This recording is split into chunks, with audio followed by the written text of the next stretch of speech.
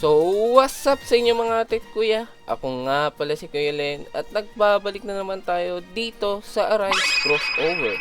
And finally, today, matuturo ko na sa inyo kung paano po ba mag-grind ng mythic weapon mabilisan. So, kung yung legendary weapon nakuha ko sa update, nag-grind ko kagad, eto kinabukasan, nakuha ko naman tong mythic. Madali lang naman din siya. And almost pares lang po sila nung process ni Legendary kung paano i-grind. Medyo meron lang maiiba. Okay. Yun. So, yun, dagdag ko lang pala mga tiko. Nakuha ko na yung Cerberus. Okay, ito yung tsura ng Cerberus. Hey, how are you? Kung di nyo pa po nakukuha. Nakuha ko siya after ko pa after ko mag-record and edit. Doon ko lang siya nakuha, okay? Medyo bastos tong Cerberus na to eh. Hindi nagpakuha nung ginagrind ko para sa video eh. Tapos nagpakuha nung tapos na. Hindi ko na papatagalin mga ate ko mag-proceed na kagad tayo kung paano ba i-grind tong mythic weapon. So, umpisahan po natin ulit mga ate kuya sa pag-explain ko about sa relic. So, kung hindi nyo po napanood kung paano ko ginagrind yung legendary weapon, almost same lang din sila sa pagdating sa mythical. Sa relic po, ang ginagamit ko po is dalawang shadow level na relic and isang drop relic. Ang i-equip nyo pong drop relic is yung pinakamataas ninyo, okay? Kunyari ang pinakamataas ninyo is Blood Chalice.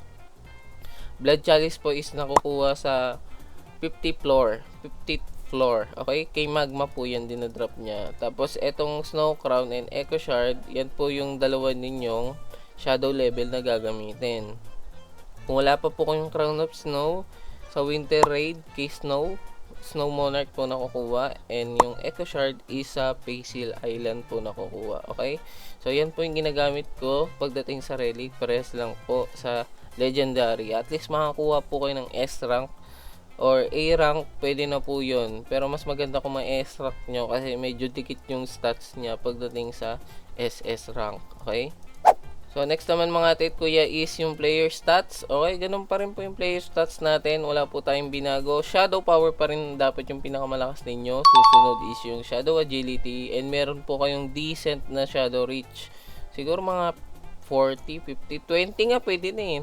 20 pwede na. Tapos shadow agility. Tapos shadow power na yung iba. Basta may reach kayo ng mas malaking konti. Huwag yung 0. Kasi mas mabilis mag-dungeon kapag mas malayo na abot ng shadow nyo. Tapos kapag mas max pa yung shadow agility nyo, sila na talaga uubos niyan kahit gumalaw kayo ng paunti-unti. Hindi na kayo humit, sila na po uubos. So, pag nag-weapon po kasi kayo, okay lang naman mag-weapon, pero yun nga, hindi naman sapat yung damage ng weapon ninyo. 'Di ba? Unless na meron na kagad kayong malakas na weapon. Kunyari, may legendary weapon na kayo na SS. 'Di ba? Malakas yan. Hindi ko pa alam kung gaano kalakas to. Mamaya pa titignan natin kung gaano kalakas yung Royal Rapier na SS with sharpness 8 kapag nakamax po yung player stats. So mamaya titignan natin. Re-reset ko para sa inyo, okay? So yan po yung player stats ulit. Ganyan po ulit. Kapares lang nung sa legendary kung paano po ako nag-grind. Shadow power, shadow agility, and shadow reach. So next naman sa mga titles mga tit kuya, dalawa po ulit kayong pagpipilian, okay? Ganun po ulit, beginner which is nagbibigay ng drop chance, and Snow Monarch which is nagbibigay ng additional shadow damage, no? So maganda yan if medyo nahihirapan kayo bumawas, hindi nyo ma one hit, maganda po equip to, okay? Kapag nawa one hit nyo, ito naman po yung recommended ko, okay? Pag nawa one hit nyo, yan. So yan yung dalawang pwede nyong gamitin na title kasi wala pang ibang title na maganda. Pero kung wala kayong Snow Monarch, pwede nyong gamitin yung saan ba yun? Meron dito isa pang Apprentice. Shadow damage din siya 10%. So kung wala kayong Snow Monarch, Apprentice, Beginner, pwede nyong gamitin. Okay? Kasi may shadow damage. Kasi yung sa Snow Monarch, yung shadow damage lang po ang habol nyo, hindi naman po yung weapon damage. Okay? So yun. So, ito pala yung isa sa hindi ko na-mention nung sa legendary. Siyempre, yung shadow nyo, kailangan po na N-rank na yan, okay? So, hindi nyo kasi kakayanin yung hunter kung hindi naman kayo naka-N-rank na shadow. Kaya naman siguro, pero kaya ng hindi full team.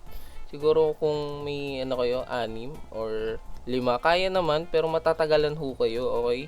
Hindi nyo po siya matatapos ng mabilisan nang hindi naka full team. Kaya mas maganda pa rin po, recommended, full team kayo ng snow or magma, okay? Almost same lang po sila ng stats. Kung hindi nyo po mag-grind si snow kasi madaming kaagaw, magma po, floor 50, madali lang, guaranteed, tuwing every 50 floor, may checkpoint, dali lang. Mamamblema lang kayo sa sa tickets, tickets pang combine, tsaka and dust. Yun yung pinaka problema nyo kapag nag-combine kayo, dust. Kasi kakainin ng dust ng pang combine to end rank yung pang enchant nyo ng weapon. Yun lang yung magiging pinaka problem nyo. Kaya maganda kung weapon nyo is merong loot, tapos loot aspect, kasi mapapabilis po yung grind ninyo ng dust. Okay? So, naturo ko na sa inyo mga tikuya halos lahat ng pagkakaparehas ng pag-grind ng legendary tsaka mythic weapon. Ngayon, tuturo ko sa inyo kung paano ko i-grind yung dungeon para sa mythic weapon. Okay? Kung ang legendary weapon mga tikuya, mas maganda i-grind sa maraming rooms. Ang mythic weapon naman po is kabaliktaran. Okay? Ginagrind ko po siya sa mas onti ang room. So, bakit kuya? Bakit po onting rooms ang ginagrind ninyo? So, pag onti po kasi ang rooms, mas madali ko po naabot yung boss. Okay? Kasi sa boss lang po nagda-drop ang mythic weapon. Hindi po siya nagda-drop sa maliliit na mobs. So, pag grind nyo yung maliliit na rooms or konti ang rooms, mas madali nyong may ipon or makukuha kagad yung mga mythic weapon pang combine. So, yun yung pinaka main thing ng pag-grind ng mythic weapon. Pwede nyo tong ulit-ulitin na mabilisan sa mga onti ang rooms na dungeon.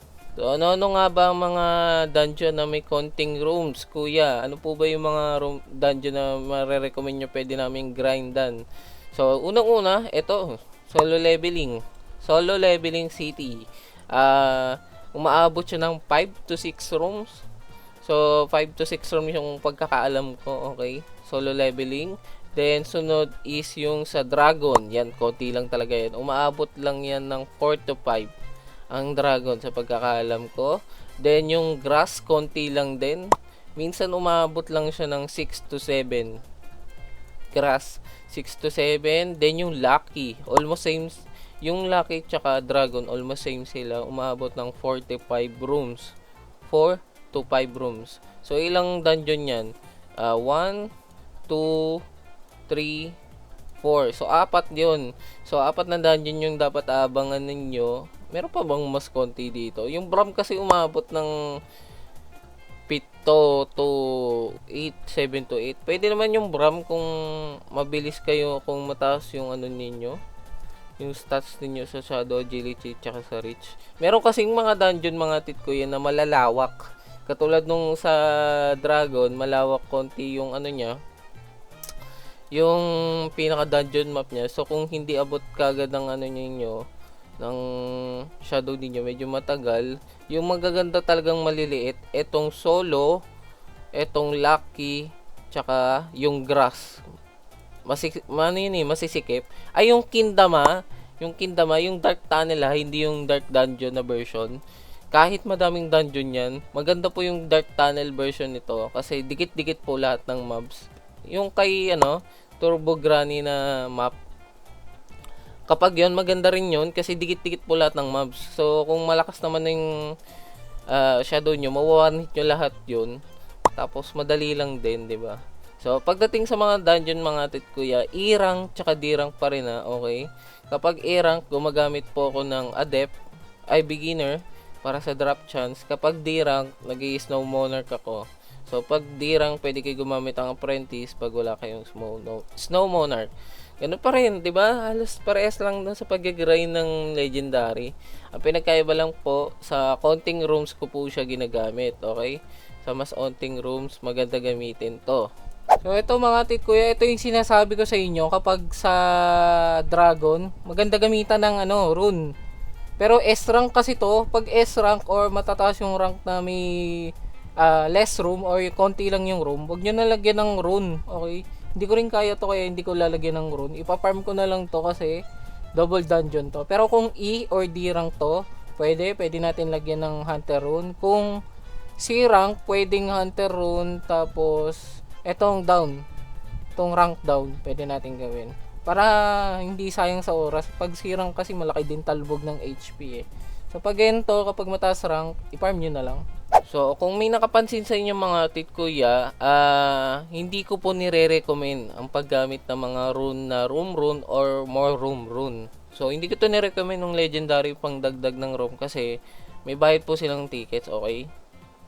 Yung tickets na yun kasi magagamit yung pambili ng Game Pass. O kaya pang ano ninyo, pang upgrade nyo ng N rank. Madami kayong magagamitan bukod dito sa room rune na to, tsaka sa room rune na pambawas tsaka pang dagdag ng room. So hindi ko talaga i-recommend to kasi kung free to play kayo and madami pa kayong kailangan na Game Pass, pangit to, okay? Pangit to. Ano lang to eh, parang aksaya lang to sa ticket. Hindi nga ako nagamit nito eh, okay? Ang magandang rune na gamitin din nyo na hindi ko nasabi nung nakaraang legendary is ang rank down rune, okay? Rank down rune gamit kayo lagi mga titkuya. Kunyari C rank ay ang kailangan nyo D rank. Gamit kayo rank down rune. So huwag kayo huwag kayo titipid kasi ang dali po i-grind ng rank down rune. Laging may mga low rank dungeon, makukuha nyo kaagad to. Nakukuha lang po to sa mga NPC, sa mga mababang rank na dungeon. Hindi po siya mahirap i-grind katulad ng rank up rune. Ito makunat mag-drop to eh. Kahit mag-pull drop ka na relic and title, ang kunat po niyan, hindi katulad nito.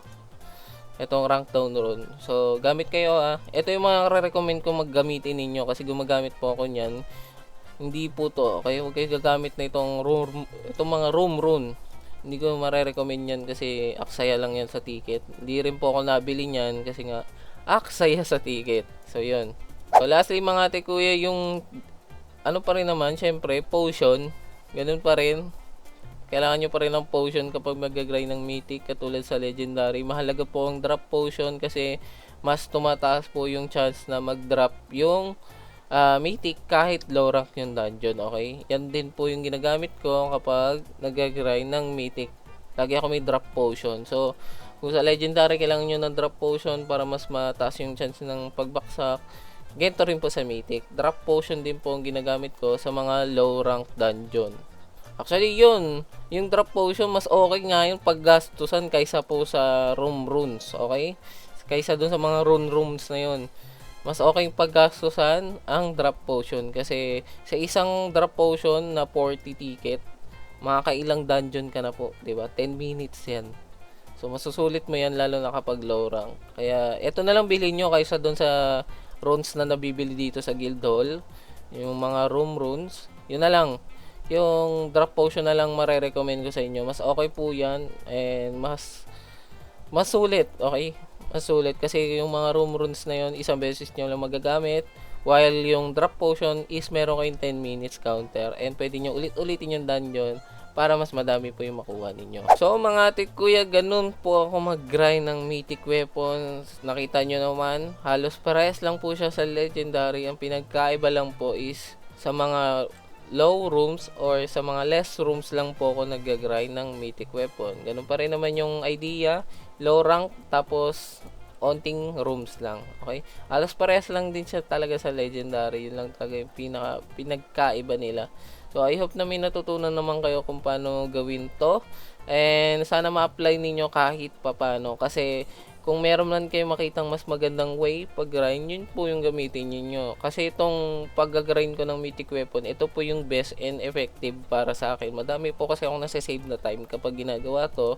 Pero kung meron naman kayo makita ko niya mag-recommend na pwede kayo gumamit sa maraming room, so why not, 'di ba? Kung sa tingin niyo effective, pwede niyo po gawin 'yon. Hindi ko naman ko kayo pinagbabawalan. Gawin niyo kung ano po yung makaka-best sa inyo. Kung ano po yung mas madaling mag-grind sa inyo, yun po yung gamitin ninyo, okay?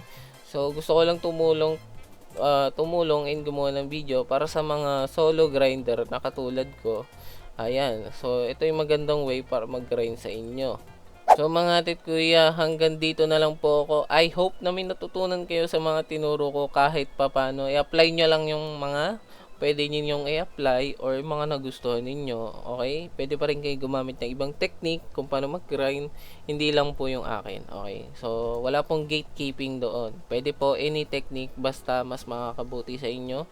Okay? So, bago ako magtapos mga titkuya, gusto kong magpasalamat ng buong buo sa inyo dahil umabot na po tayo ng 500 subs. Maraming salamat po sa suporta ninyo. Okay? So, thank you kasi nung mga nakarang araw, talagang konti lang po talaga yung nakasubscribe sa akin and grabe na doble kagad, no? Na doble kagad yung subscriber ko kasi nanggaling halos lahat ng subscribe ko sa Minecraft videos ko, hindi po sa Roblox. So, nagpapasalamat ako sa suporta ng mga Roblox players dyan. Thank you po sa mga support ninyo. And thank you din sa mga sumuporta sa akin nung nagba-Minecraft pa ako. So, hindi na ako nakapag-Minecraft kasi na-addict po ako mag-Roblox. Okay? Medyo nakaka-addict talaga mag-Roblox kaya hindi ako nakapag-Minecraft. Pero okay lang yun kasi mababalikan ko yung Minecraft anytime kasi nga hindi naman yung nag-update katulad nito mga larong to na every week may update. Kaya gusto ko magpasalamat both side sa Minecraft fans na or Minecraft supporters ko and sa Roblox supporters ko. Maraming salamat po sa suporta ninyo. So hanggang dito na lang ako mga titkuya. Next tutorial ano ba pwede? Kasi nag-grind po ako ng ano ngayon kung di nyo alam, nag-grind ako ng N+. Okay, tignan nyo kung gaano karami na yung Monarch ko. Hindi ako nakakuha pa ng N+. Okay, tignan nyo. Ang dami kong G Monarch. Wala pa rin ako nakukuha ng N+. So, yun. Wala pa akong N+. Kapag nakukuha ng N+, gagawa ko tutorial ko para gumawa ng N+. Ngayon, siguro, gagawa muna ako ng video kung paano mag-grind ng cash and gems mabilisan. Kasi may nagko-comment lagi na kung paano mag-grind nun. Kuya, paano mag-grind ng cash and gems na mabilisan. So, yun muna i-upload ko siguro bukas. So, kita-kita na lang tayo bukas mga titkuya. Again, thank you po sa suporta ninyo. Buong puso po ako nagpapasalamat. Okay? Yan po. Hanggang dito na lang po ako mga titkuya. Ingat kayo palagi and God bless po sa inyo. Paalam!